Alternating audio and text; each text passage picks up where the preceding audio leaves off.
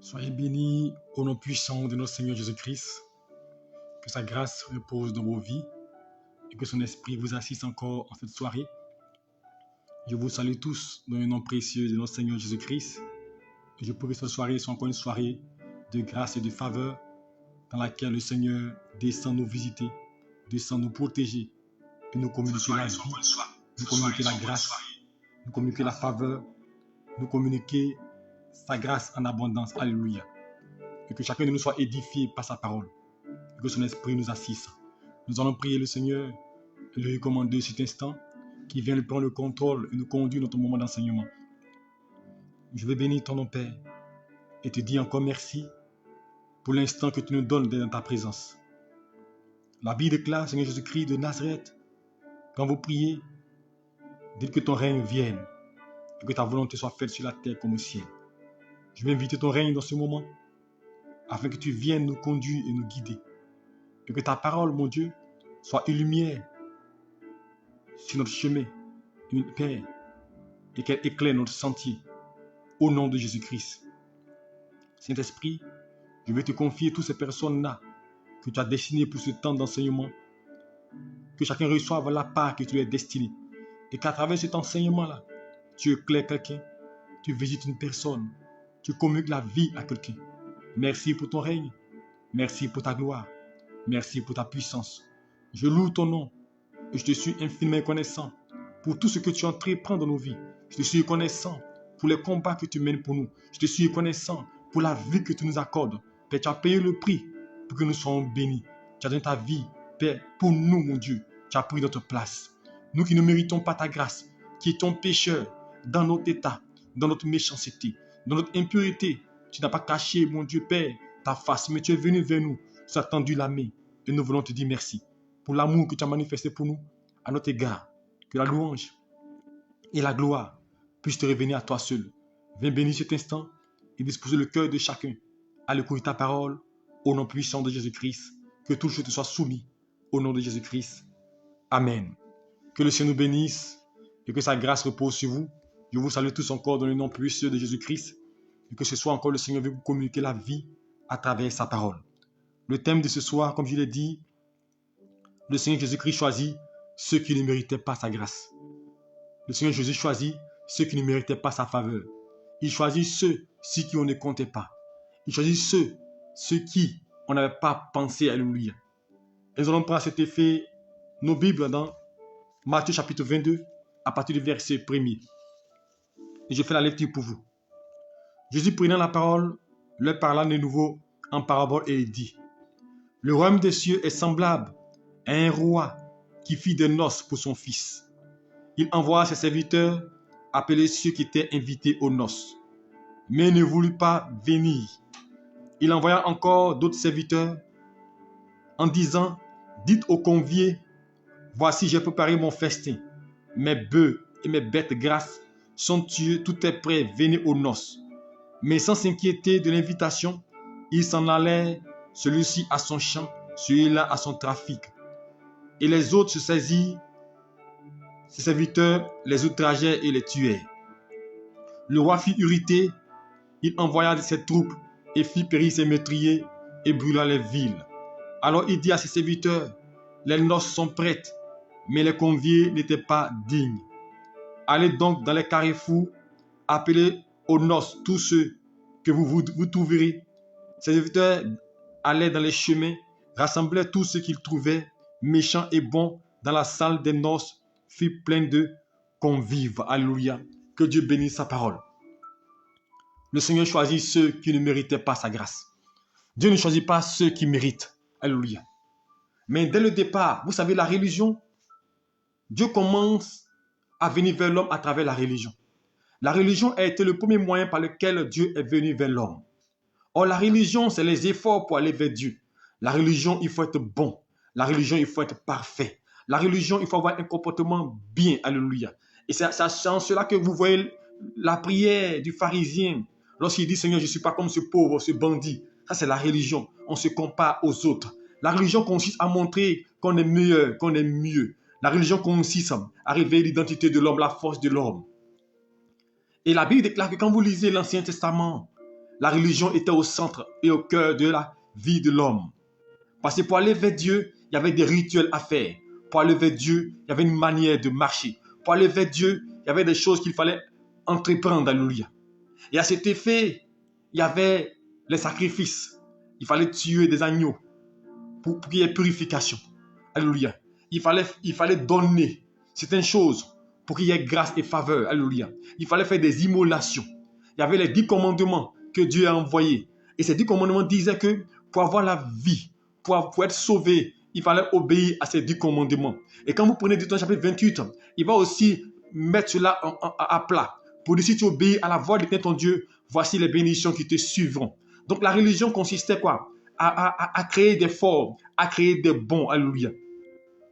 Mais la religion ici est venue pour montrer l'imperfection de l'homme. La religion est venue montrer que l'homme était incapable, l'homme était limité. Alléluia. Alors le Seigneur Jésus-Christ montre l'image des noces de Canaan, des noces plutôt qu'il organise cette parabole-là. Les noces, c'est une fête que le Seigneur organise. Mais quand tu organises une fête, tu as des convives. Quand tu organises un mariage, tu as des invités, n'est-ce pas? Des invités de marque, comme on pourrait le dire.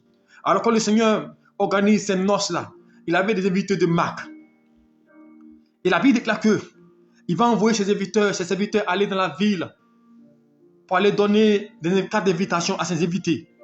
Pour leur dire, il va préparer un festin.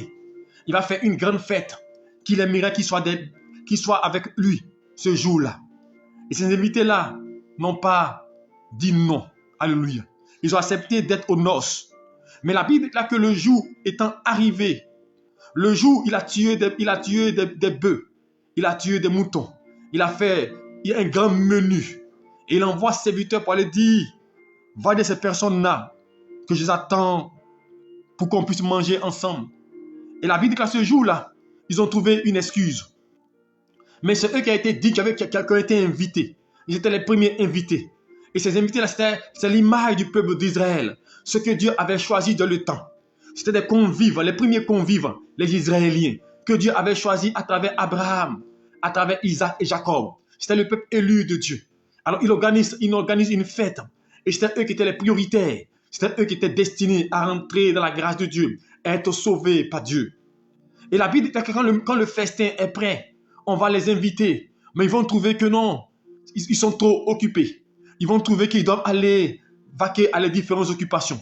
Ils vont trouver que non, Dieu là, il n'est pas trop important, on peut le suivre après. Je vous dis une chose. Lorsqu'une chose est de fait, alléluia. Lorsqu'une chose est facile d'accès, nous négligeons cela. Lorsqu'une chose est à la portée de nos mains, nous négligeons cela. Lorsqu'une chose est dans nos mains, nous négligeons cela. Et ce peuple-là, Dieu était les dieux. Dieu était le maître. Et à cause du fait qu'ils avaient Dieu étant les dieux, ils ont commencé à négliger, à dormir sur les lauriers. Parce que pour eux, ils avaient les dieux qui étaient toujours avec eux, qui avaient fendu la mer rouge. Ce Dieu qui avait intervenu en leur faveur, ils ne pouvaient pas les laisser tomber.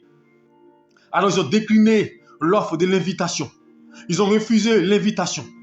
Et la Bible dit que Dieu, voyant cela, il va comprendre que l'évangile, il va comprendre que la vie doit être portée vers d'autres personnes. Et la Bible déclare qu'il va dire à ses serviteurs, écoutez bien, au verset 8, alors il dit à ses serviteurs, les noces sont prêtes, mais les convives n'en étaient pas dignes. Ils n'étaient pas dignes de l'invitation, parce qu'ils ont refusé de servir Dieu. Ils ont refusé de marcher dans les pas de Dieu. Ils ont refusé d'accepter le Seigneur Dieu comme les seigneurs, comme les maîtres. Ils ont refusé. Ils ont voulu faire les propres volontés. Ils ont voulu marcher sur les propres chemins. Ils ont voulu suivre les propres penchants, les propres désirs. Quand vous voulez suivre vos propres désirs et vos propres penchants, vous n'êtes pas digne du royaume des cieux. C'est pourquoi la Bible déclare que celui qui veut me suivre, qu'il porte sa croix. Il n'y a personne qui veut me suivre et qui peut regarder en arrière. Alléluia. Alors, il va dire, allez dans les carrefours. Allez dans les carrefours, tout ce que vous trouverez. Écoutez bien cette parole-là, qui m'a marqué quand je l'ai lue. Il dit, ses serviteurs allaient dans les chemins et rassemblaient tous ceux qui se trouvaient, méchants et bons. Je mets l'accent sur ces deux mots, méchants et bons. Les premiers qui avaient été invités ont été tirés sur le volet. Les premiers invités étaient des personnes distinguées. Les premiers invités étaient des personnes que Dieu a vu qui étaient meilleures, qu'il avait choisi, son peuple qu'il avait destiné, à qui il avait donné cette grâce, cette faveur, gratuitement. Et ils ont pensé mériter la grâce. Ils ont pensé que c'était bon. Alors la Bible déclare qu'il va dire, ils ne sont pas dignes. Et il va dire à cette vertu, allez dans la ville. Tout ce que vous trouverez, méchant comme bon. Est-ce que vous me comprenez? Il dit méchant comme bon. Il n'a pas dit ceux qui sont bons. Mais il dit tous ceux que vous trouverez, méchants comme bons. Appelez-les. Dieu n'est pas venu sauver ceux qui sont bons. La grâce a été donnée à ceux qui ne méritaient pas. Parce que ceux qui le méritaient ont refusé d'être là, ont refusé d'être présents. Alors Dieu s'est tourné vers un peuple qui ne méritait pas. Il s'est tourné vers un peuple qui avait soif d'une délivrance, soif d'une grâce, soif d'une faveur, mais qui n'avait pas accès à cette faveur. C'est vers toi que le salut de Dieu s'est porté. Alléluia. Alors le roi a porté les regards sur ceux qui ne méritaient pas. Ce soir, mon message, je veux dire à quelqu'un, je veux dire à une personne ce soir, que le Seigneur a porté ses regards sur toi. Pas parce que tu étais meilleur, pas parce que tu pries beaucoup, mais parce que tu ne méritais pas cette grâce. La grâce, ce n'est pas une chose qu'on mérite.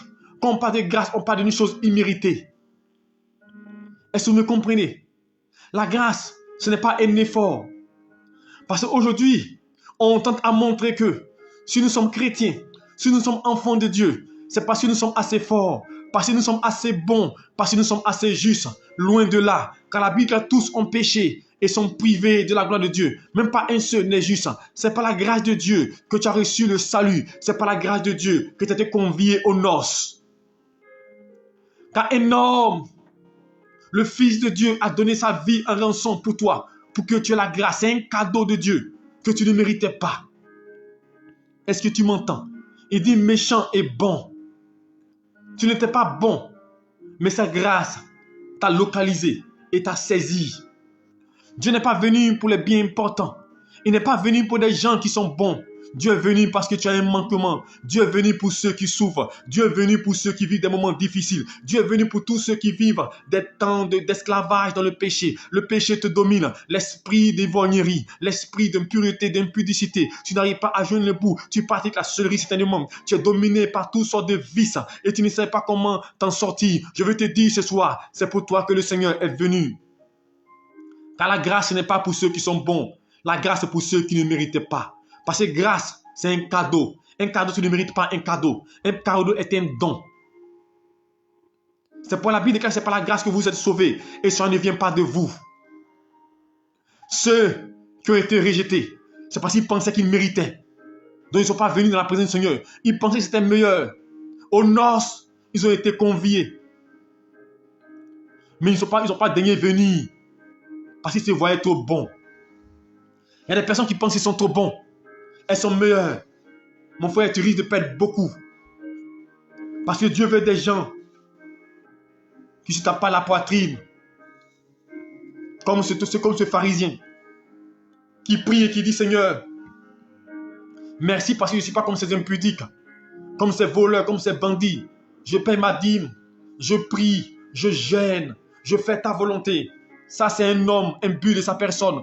Un homme qui pense mériter la grâce. Un homme qui pense que non, Dieu est trop avec lui. Dieu n'est pas avec ces gens de personnes qui se frappent la pensée journée pour dire Seigneur, je suis bon, je suis meilleur que les autres. Moi, je prie, je vais toujours à l'église. Mon frère, c'est dans cette posture, tu manqueras la grâce de Dieu. La grâce de Dieu, c'est pour des personnes qui se voient faibles. Même quand ils sont forts, qui se voient faibles, qui se voient incapables, qui se disent Seigneur, nous avons besoin de toi pour avancer. Comme cet homme, ce publicain qui prie, qui dit Seigneur, je ne mérite même pas d'élever la voix de ton trône, car je suis un pécheur et mon péché est devant moi et j'ai besoin de toi. La grâce est pour tous ceux qui ne méritaient pas.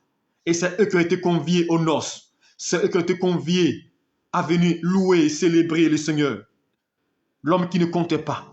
L'homme qui ne s'imaginait pas que Dieu allait le choisir. C'est lui que Dieu a choisi. Et regardez une chose. Dieu prend toujours des gens qu'on a rejetés. C'est pourquoi je dis la grâce. C'est ceux qui ne méritaient pas. Et regardez Paul. Il s'appelait Saul. Saul était une personne qui pensait mériter la grâce de Dieu, qui pensait qu'il était dans la volonté de Dieu. Et il tuait les chrétiens, il tuait les enfants de Dieu. Un homme que l'Église, que les chrétiens voyaient en dédain, Les gens le voyaient en aversion. Les gens avaient la haine pour lui parce qu'il portait atteinte à l'église de Dieu, parce qu'il était contre les chrétiens. Saul tuait les chrétiens. Imaginez-vous, quand il entend qu'il y a un chrétien ici, il prend des lettres des différentes autorités de la ville et il va tuer les chrétiens. Et un jour, pendant qu'il prend une lettre pour le tuer des chrétiens, mais bien avant cela, la Bible déclare qu'un homme, un diacre du nom de Étienne, va être lapidé devant Pierre, devant Paul plutôt, il va être lapidé. On va lapider Étienne parce qu'il parle de Jésus-Christ, parce qu'il annonçait Jésus-Christ. Et Paul était présent ce jour-là et il a apprécié, il a aimé cela. Mais cet homme qui tuait les chrétiens, qui aimait voir les chrétiens mourir, ce tueur, est-ce que vous comprenez? Paul était un tueur. Paul était un tueur, il tuait les chrétiens. Tous ceux qui parlaient de Jésus-Christ, Paul les tuait. Mais un jour sur le chemin de Damas, la Bible dit que Dieu va se révéler à lui, il va tomber. Mais quand il va tomber, Dieu ne va pas le tuer. C'est pourquoi j'entends des gens aujourd'hui qui prient, Seigneur, tue-le. Ce n'est pas chrétien. Je vais vous dire une chose. Un chrétien ne tue pas des gens. Un vrai chrétien. C'est vrai que nous aussi, souvent, je le parle de moi-même. Moi, souvent, quand nous prions, Seigneur, nous les tuons. Seigneur, nous va mourir. Bon. Ah, c'est nos sentiments. Alléluia. Mais ce n'est pas biblique. C'est vrai que souvent, nous, en tant que pasteur, nous le faisons. Oui, souvent quand on prie, je tue. Je te tue. Il faut mourir. Il doit mourir. Oui, c'est vrai, on le dit. Mais si on veut tenir compte de la Bible, ce n'est pas chrétien. Parce qu'on ne peut pas souhaiter la mort d'un homme, au contraire qu'il soit sauvé. Nous, on prie Dieu qu'il enlève de notre vie les Goliaths. On prie Dieu qu'il fasse tomber tout ce qui nous empêche. C'est Dieu qui va décider. Mais nous, on n'est pas des gens là pour tuer des gens, pour voir la mort des gens, pour voir la destruction des gens. Ce n'est pas chrétien, ces sentiments-là. Alors imaginez Paul, ce Saul, ce tueur des chrétiens. Mais Dieu lui tend la main. Lui qui a combattu Jésus-Christ. La preuve, quand il est tombé, il dit, Seigneur, qui es-tu? Il dit, c'est Jésus que tu persécutes. Et c'est Jésus que tu persécutes. Mais Jésus n'a pas dit, je vais te tuer. Mais il dit, va dans la ville. Saul était devenu aveugle. Jésus pourrait le laisser ainsi. Mais il dit, va dans la ville. Ananias viendra prier pour toi. La preuve, quand Dieu parle à Ananias, va prier pour Paul. Ananias a peur. Père, non, lui là, il tue les chrétiens, je n'irai pas. Dieu dit, vas-y. Alléluia. L'homme qu'on ne considérait pas. L'homme qui ne méritait pas la grâce. L'homme qui était tueur des chrétiens. C'est lui que Dieu va choisir. Dieu va le choisir pour être un instrument entre les mains de Dieu. Et Paul va prêcher l'évangile. L'homme qui tue les chrétiens va être défenseur de l'évangile. Je vous dis une chose, la grâce de Dieu, elle localise ceux sur qui on ne compte pas. Celui qui est sorcier, celui qui est bandit, celui qui est voleur, braqueur, celui que Dieu va choisir pour confondre. Est-ce que vous me comprenez? Et c'est l'image des noces. Dieu a porté ses regards sur les bons et les méchants, quand même pour les sauver. Alors je veux dire à une personne, le choix de Dieu n'est pas en fonction de ta bonté. Le choix de Dieu n'est pas en fonction de tes prouesses. Le choix de Dieu n'est pas en fonction de ce que tu fais. Mais le choix de Dieu est en fonction de l'amour qu'il manifeste pour toi et de sa grâce. La Bible dit dans Jean 3,16, Dieu a tant aimé le monde qu'il a donné son Fils unique, afin que quiconque croit ne périsse point, mais qu'il ait la vie éternelle. La Bible n'a pas dit que Dieu a aimé les chrétiens. La Bible n'a pas dit que Dieu a aimé ceux qui le prient. Il a aimé le monde. Quand on parle de monde, ça inclut les sorciers, ça inclut les bandits, ça inclut les voleurs, ça inclut les mystiques, ça inclut les homosexuels, ça inclut tous ceux qu'on voit en bizarre. Ils sont tous inclus. Dieu a aimé le monde. Il a donné sa vie pour qu'il soit sauvé. Le but de ce que tous soient sauvés. Alors en tant que chrétiens, nous devons prôner le message du salut. Et le message du salut, c'est que Dieu veut sauver ceux mêmes qui ne méritent pas. Ceux qu'on pense que non, Dieu n'est pas avec eux. Chrétiens, n'ayez pas l'esprit de dédain, l'esprit de condamnation. Imaginez-vous si Dieu nous avait condamnés. Où serions-nous aujourd'hui? Mais l'évangile est venu vers nous. Parce que des gens qui méritaient n'ont pas été à la hauteur. Ils ont refusé de venir aux noces. Alors Dieu s'est penché sur des personnes qui ne méritaient pas. Mais ce qui est dommage, c'est que des personnes avant qui étaient tueurs, avant des personnes qui chamarient des gens, avant des personnes qui mentaient, qui volaient, qui avaient une vie impure, une vie qui n'était pas bonne. Aujourd'hui, ces personnes-là sont converties à Jésus-Christ. Mais c'est elles qui sont devenues plus dures. C'est dommage. Alors qu'elles devaient comprendre les autres parce qu'elles sont passées par là. Quand tu es passé par une situation, tu peux comprendre la vie des gens. Je vous dis une chose, il faut être dans les situations pour comprendre. Il y a des gens, ce qu'ils vivent, ce n'est pas de gaieté de cœur.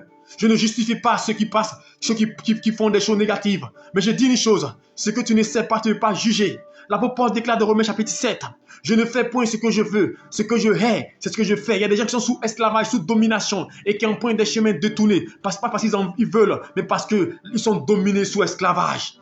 Alors tendons la main à ces gens, car Christ nous a tendu la main. Dieu n'a pas aimé, il t'a pas aimé parce que tu es bon. Tu es dans le monde quand Dieu t'a aimé. Tu n'es pas converti juste.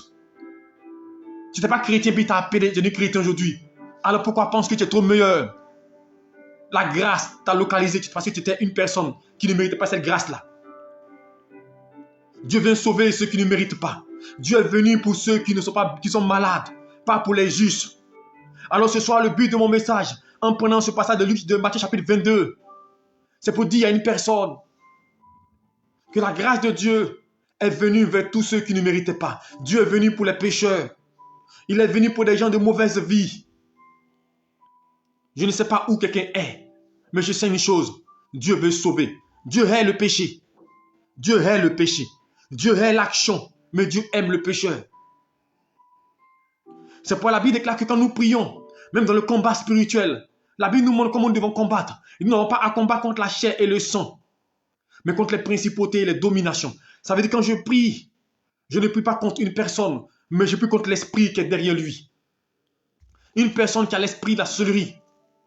Je ne prie pas contre la personne qui est sorcière, mais je prie contre l'esprit qui le rend sorcier. Je prie que l'esprit soit chassé, que j'envoie le feu sur l'esprit qui est derrière lui. Donc la Bible nous montre les conditions du combat spirituel.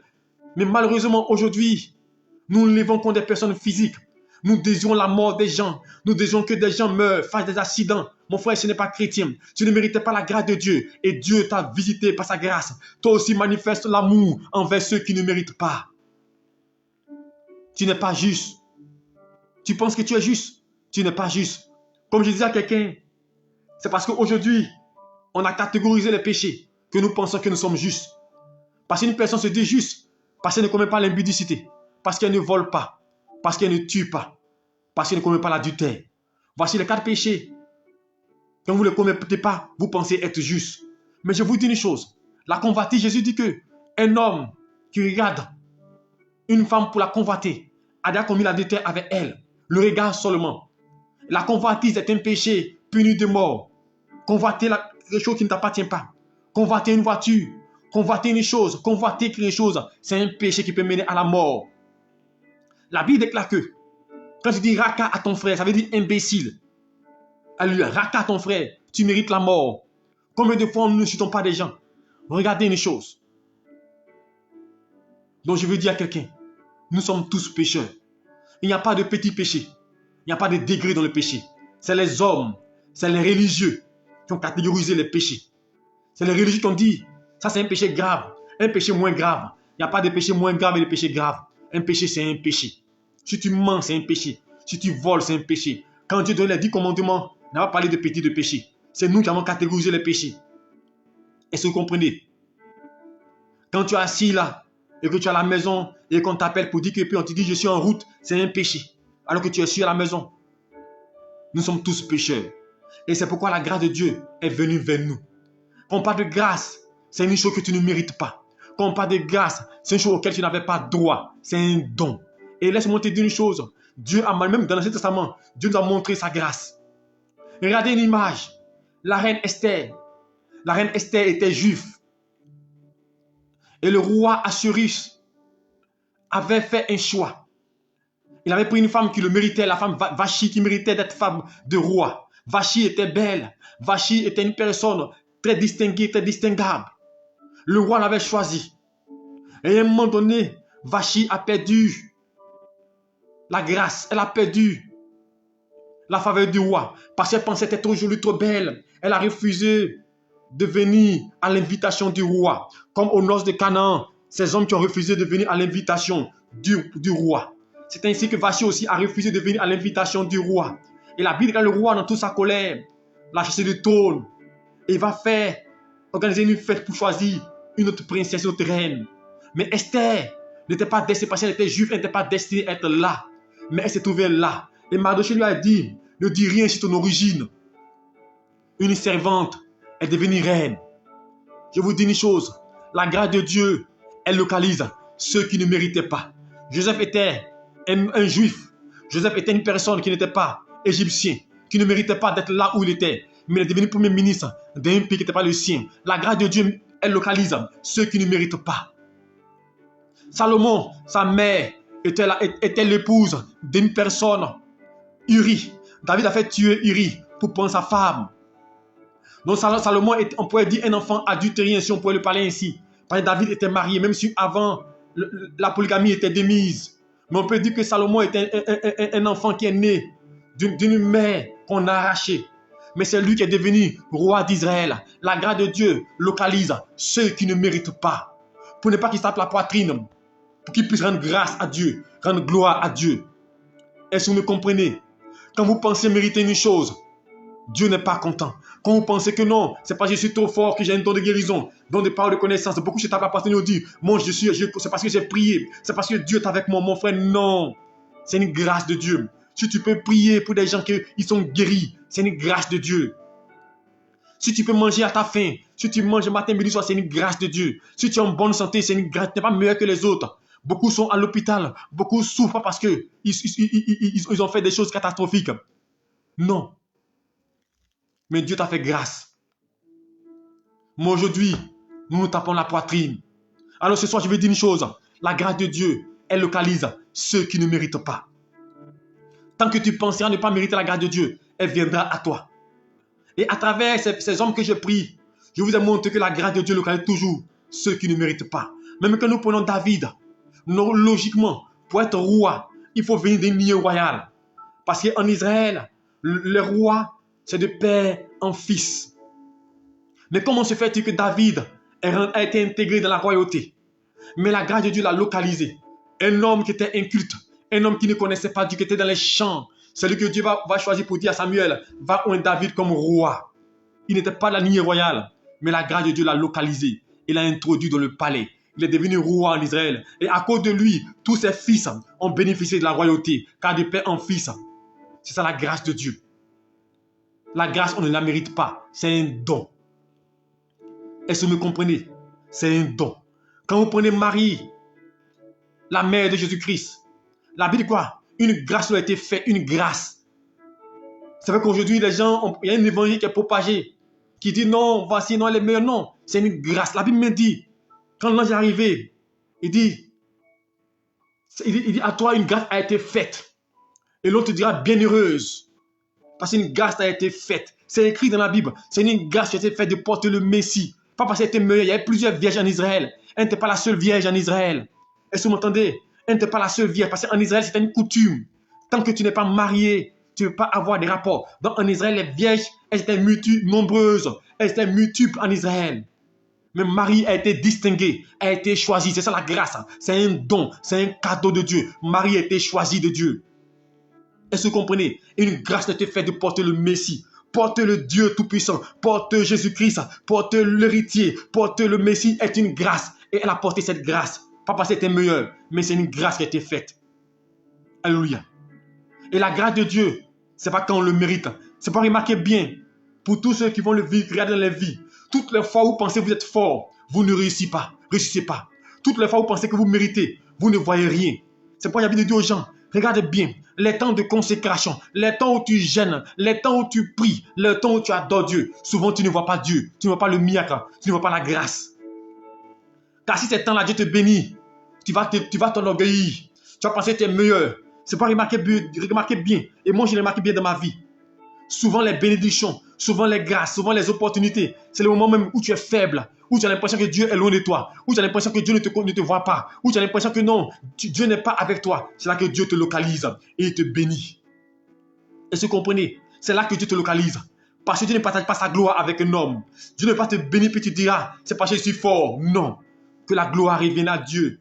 C'est pourquoi je dis ici, je suis contre. Et je le dirai toujours avec ma dernière énergie, partout je le dirai. Que les gens n'acceptent pas qu'ils le veulent. Je serai toujours contre ça. Je ne suis pas d'accord quand les gens disent, quand j'entends des hommes, des collègues, des pasteurs dire, j'ai prié pour toi, Dieu a ouvert des portes, j'ai décanté, toi tu es qui pour prier? C'est la grâce, tu es un instrument. Je vois souvent, j'entends ce langage souvent. Quand j'ai prié, tu as eu enfant, tu peux donner enfant à quelqu'un, j'ai prié, tu as voyagé. Dis que Dieu t'a utilisé, au moins c'est logique.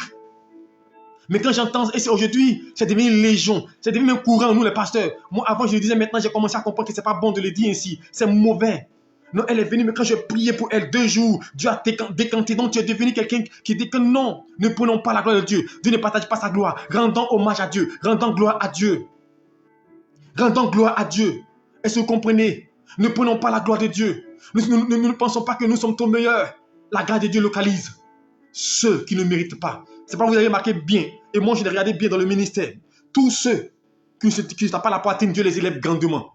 Il y a des gens, ils sont pas assez charismatiques. Ils sont pas assez charismatiques. Mais vous voyez, leur vie a de l'impact. Ils marquent les générations. Des gens simples, qui sortent de nulle part. Mais à travers eux, Dieu les utilise. Parce que Dieu aime les gens simples. Des gens qui se disent, Seigneur, c'est pas ta grâce que j'interviens. Seigneur, si tu guéris, c'est pas ta grâce. Seigneur, c'est pas ta grâce. Même Jésus-Christ, devant le tombeau de Lazare, il n'a pas montré que c'était lui. Il dit, Seigneur, merci parce que tu m'exauces toujours. Même Christ, quand il guérissait les malades, il glorifiait Dieu.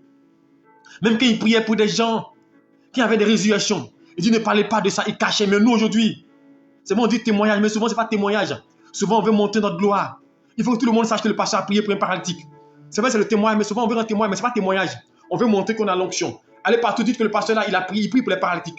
Non, mon frère, ce n'est pas ça. Rends gloire à Dieu. C'est Dieu qui élève. C'est Dieu qui bénit. Alléluia. Alors ce soir, je veux dire à quelqu'un, la grâce de Dieu, c'est par elle que nous vivons. Et l'apôtre Paul l'a compris. Dieu voulait montrer à Paul, si ce que je fais avec toi, ce n'est pas meilleur que les autres.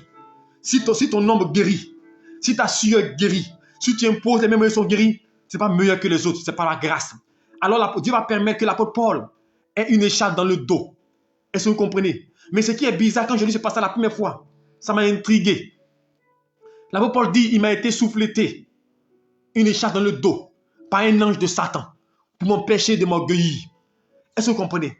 Donc un ange de Satan empêche Paul de s'orgueillir. Est-ce que vous comprenez? Est-ce que Satan peut empêcher un homme, alléluia, un homme de ne pas, comme un homme de marcher dans ce qui est mauvais? Non, au contraire, Satan va l'encourager à marcher dans ce qui est mauvais. Non, s'orgueillir est bon. Non, normalement, Satan doit encourager Paul à faire ce qui est mauvais. Satan doit t'encourager à marcher dans l'impudicité, doit t'encourager à marcher dans la méchanceté. Mais ici, l'apôtre Paul dit, il m'a été mis un écharpe dans le dos par un ange de Satan pour m'empêcher de m'orgueillir. Donc Satan empêche là Paul de s'orgueillir. Dieu voulait montrer à Paul, c'est par ma grâce que tu es là. Mon frère, je vais dire quelque chose à quelqu'un, retiens ça. Satan peut te détruire. Tout de suite à la minute, il peut te détruire. Tu prends ta prière, tu peux faire quoi devant Satan? Tu prends ta prière, tu peux faire quoi devant Satan? Ils peuvent te détruire à l'instant. Satan peut te détruire, peut t'anéantir à l'heure qu'il veut, quand il veut, où il veut. Ta prière peut rien. Si aujourd'hui tu peux parler, tu peux insulter Satan. Si tu peux dire je t'écrase, je te lie. Si tu peux te taper la poitrine, c'est à cause de la grâce de Dieu. C'est à cause de Jésus-Christ qui est derrière toi. C'est à cause de lui que Satan ne peut rien te faire. Sinon mon frère, Satan est puissant. Mais Jésus est tout puissant. Et c'est à cause de Jésus tout puissant que nous, on peut dire, Satan, je te renverse, je te détruis, tu ne peux rien contre moi. Quand je marche dans l'ombre de la vallée de la mort, je ne crains aucun mal. C'est à cause de Jésus. Donc, c'est à cause de la grâce de Dieu que tu peux tenir tête à Satan. C'est à cause de la gloire de Satan que rien te faire. Sinon, mon frère, toi, tu penses que tu peux t'attaquer à quelqu'un qui est invisible, qui connaît tes faiblesses, qui sait comment t'attraper, comment t'attaquer? Non. C'est la grâce de Dieu qui couvre nos faiblesses. Alléluia. C'est la grâce de Dieu qui nous permet de lutter contre l'ennemi. Quand ton grand frère est le gros bras du quartier et que tu sors dans la ville, personne ne peut te toucher à cause de ton grand frère. Même si tu n'as pas de force. Ah, c'est son grand frère qui est le grand maître là. Son grand frère qui frappe tout le monde dans le quartier, on a peur de toi. C'est ainsi aussi le spirituel. C'est à cause de la grâce de Dieu que l'ennemi, que le monde des ténèbres a peur de nous. Parce que Dieu nous protège. Alors je vais terminer pour dire ce soir à quelqu'un. Ne te tape pas la poitrine. Ce n'est pas plus grâce. La grâce de Dieu vient sur ceux qui ne méritent pas. Moi, je ne mérite pas de là où je suis. C'est la grâce de Dieu. Le jour où j'ai pensé que je mérite, c'est que Dieu ne sera plus avec moi. Le jour où tu penseras que tu mérites trop la grâce de Dieu, mon frère, si tu as commencé à dévier. Le jour où tu pensais que tu es trop fort, c'est que tu as commencé à dévier. C'est pour l'apôtre Paul dit, c'est dans ma faiblesse que la puissance de Dieu s'accomplit. Rends hommage à Dieu, rends gloire à Dieu. Même si tu es sauvé, c'est par la grâce de Dieu. Je vois des gens jusqu'à la poitrine pour dire, je suis sauvé par la grâce, je suis sauvé par le si fort, parce que je prie bien. Mon frère, tu penses que toi, si Dieu veut te juger, tu peux être sauvé? En toi, tu penses que non, si Dieu veut peser ton péché, tu peux être sauvé? Mon frère, c'est par la grâce de Dieu. Arrêtez de nous taper la poitrine.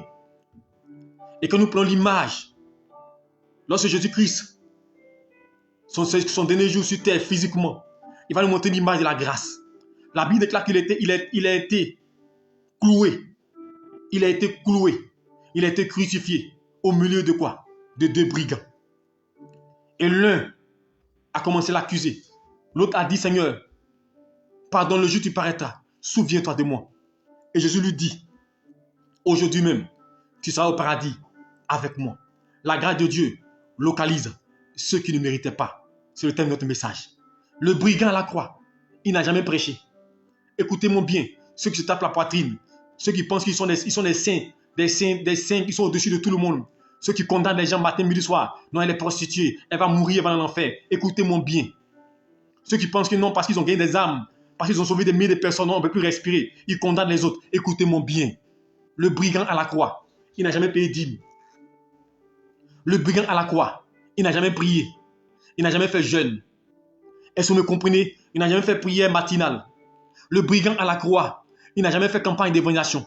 Mais la Bible déclare, Jésus dit, aujourd'hui même tu seras le prix au paradis avec moi. Voici la grâce. La grâce, on ne la mérite pas. C'est un don de Dieu. C'est pourquoi la Bible déclare, vous serez surpris de voir les impudiques, les adultériens, vous y devancez au ciel. Les impudiques et les prostituées, c'est pas moi qui dis, c'est la Bible qui le dit. Vous serez surpris de voir au ciel. Et la Bible dit aussi, beaucoup vont dire, j'ai prêché en ton nom, j'ai guéri en ton nom. Il va dire, je ne vous connais pas. Ceux qui pensent qu'ils méritent, comme j'ai prêché en ton nom, comme j'ai guéri en ton nom, donc moi je suis apte à être sauvé. Il dit, vous, je ne vous connais pas. Donc attention, faisons preuve d'humilité. Faisons preuve d'humilité. Abaissons-nous. Dieu va nous élever. C'est le but de mon message. Abaissons-nous. Car la grâce de Dieu, elle localise ceux qui ne méritaient pas. Ceux qui ne méritent pas. Ce soir, c'est l'objet de mon message. Alors je vais t'interpeller. Comprends une chose. Aie conscience. Si tu es là, si tu es chrétien, si tu pries, si tu gênes, si tu adores, même si tu es connecté, c'est par sa grâce. Si je suis au milieu de vous en train de prier, si je ne suis pas bandit, si je ne suis pas voleur, je suis pasteur, papa, je suis meilleur, c'est par sa grâce. Sinon, je suis sûr et certain, moi-même, si Dieu me laissait, je serais dans le monde en train de faire des conneries. C'est la grâce de Dieu. Parce que le cœur de l'homme est poussé vers des choses charnelles, mais c'est Dieu qui nous touche. Donc je suis prédicateur de l'évangile. Je n'ai pas le droit de condamner des gens. Je n'ai pas le droit de dire aux gens qu'eux sont mauvais. Non. Je dois plutôt prier pour eux, intercéder pour eux, afin qu'ils soient sauvés. Parce que le but de Dieu, ce n'est pas que le méchant meure, ce n'est pas que l'impudique meure, ce n'est pas que l'homosexuel meure, mais c'est pour qu'ils soient sauvés. Alors prions pour que tout le monde soit sauvé. Ne condamnons pas les gens. N'ayons pas un évangile de condamnation. Un évangile pour dire non, comme il n'est pas de mon bord, il est mort. Vous savez, malheureusement, aujourd'hui, nous parlons selon nos bords. Si une personne est de mon bord, alors on prie pour lui. C'est comme une autorité. Aujourd'hui, quand on prie, si tu pries, tu dis, quand on donne un sujet de prière, tu dis, on va prier pour le président de la République, on va prier pour les ministres. Ceux qui ne sont pas du bord vont dire, pourquoi on prie? Mon frère, un chrétien, il prie pour tout le monde. Il n'est pas là pour prier pour ceux. Si vous priez pour ceux que vous aimez, vos ennemis aussi prient pour ceux que vous aimez, qu'ils aiment aussi. Alors, en tant que chrétien, apprenons à marcher dans les pas de Dieu, par l'amour de Dieu. Et comprenez une chose, si nous sommes là, c'est par sa grâce. Et la grâce de Dieu, elle se manifeste pour ceux qui ne méritent pas. Et moi, je n'ai pas mérité sa grâce. Je ne mérite nullement sa grâce. Aucunement, je ne mérite.